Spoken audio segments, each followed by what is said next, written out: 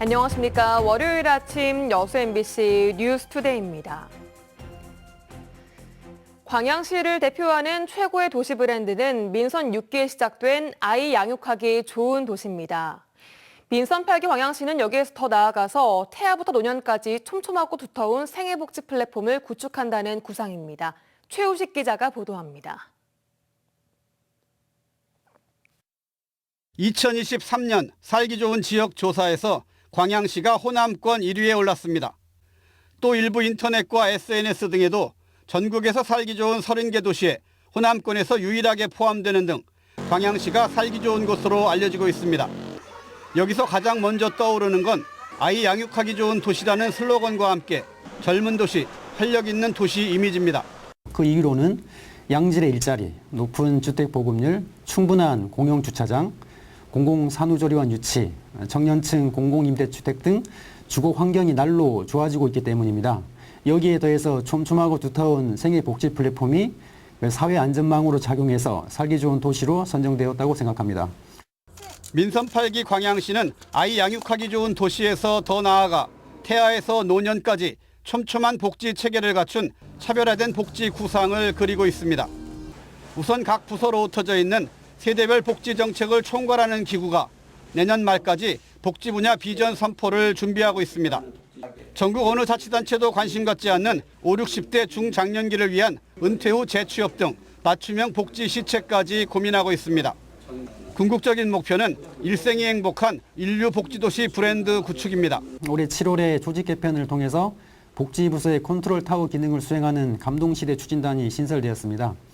현재 추진하고 있는 복지 정책의 제도를 개선하고 시민들의 만족도를 높이는 신규 복지 정책을 개발하고 있습니다. 광양시는 또 이 같은 다양한 세대별 복지 시책을 시민들이 직접 찾아서 향유할 수 있도록 올 연말까지 자체 홍보 시스템을 구축하기로 했습니다.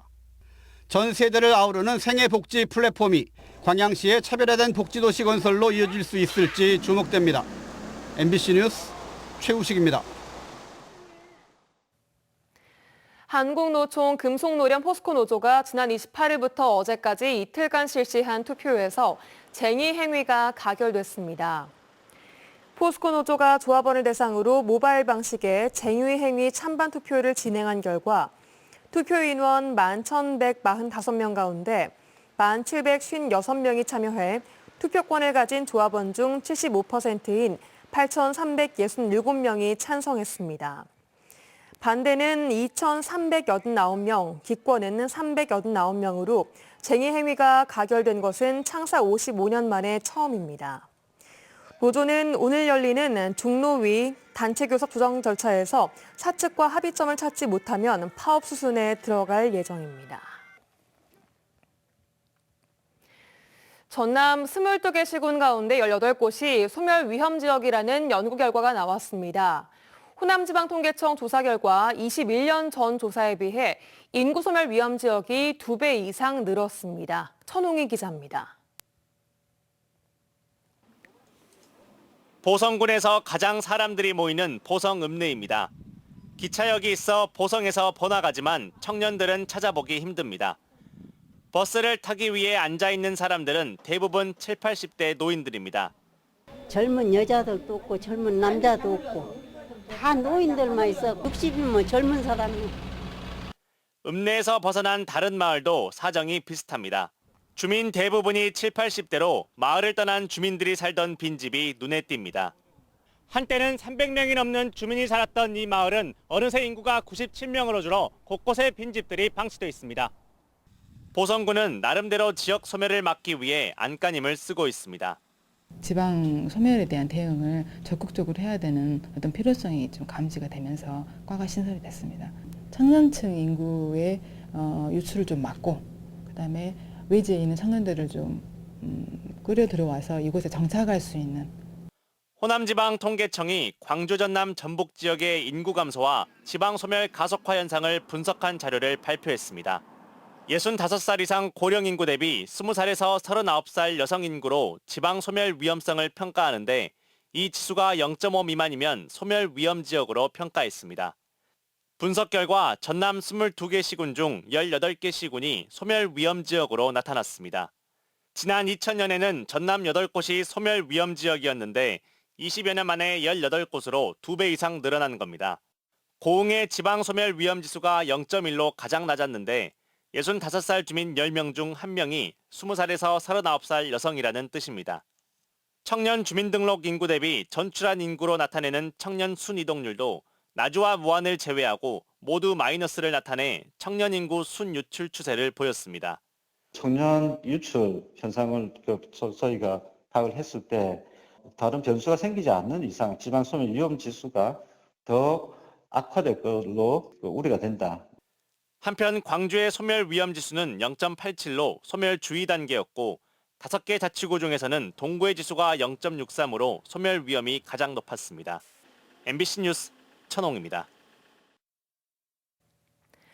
전남에서는 처음으로 무안에서 소 럼피스킨병 확진 사례가 확인됐습니다. 해당 사육장에 대한 긴급 살처분 작업과 함께 추가 확진을 막기 위한 방역 조치가 이루어지고 있습니다. 서희령 기자가 취재했습니다. 농장 출입구에 긴급 방역을 알리는 표지판이 세워졌습니다. 무안군의 한 축산 농장에서 키우던 한우 한 마리가 럼피스킨병 최종 확진 판정을 받았습니다. 전남에서는 첫 사례입니다. 전남철 럼피스킨병이 확인된 무안 한우 농장 인근에서는 방역복 차림의 관계자들이 분주하게 움직이고 있습니다.